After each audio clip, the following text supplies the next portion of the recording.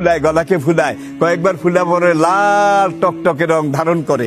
আমি বোধহয় বুঝাতে পেরেছি কিনা, আপনারা কেউ চিনেছেন কিনা আমি বুঝি না। রাস্তার পাশে ঝোপে ঝাড়ে থাকে।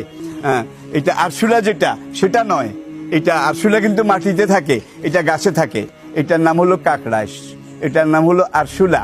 এই ইব্রাহিম আলাইহিস সালামকে আগুনে ফেলার পরে নিকটে, দূর নিকটে একটা গাছে উঠে আগুনের দিকে এইভাবে আগুন যেন বাড়ে। আগুনে সে ফু মেরেছিল আগুন বাড়ানোর জন্য। ইসলামের সাথে দুশ্মনী করেছে, বাবায়ে কওম বাবায়ে মিল্লাত, ইব্রাহিমের সাথে এই দুশ্মনী করেছে, যার জন্য নবী বলেছেন এই কাকড়াস বা আরশুলা যদি তোমার সামনে পড়ে, তাকে এক আঘাতে যদি মারতে পারো 100 নেকি, 2 আঘাত যদি করো 50 নেকি, আর 10 আঘাত যদি করো 10 নেকি।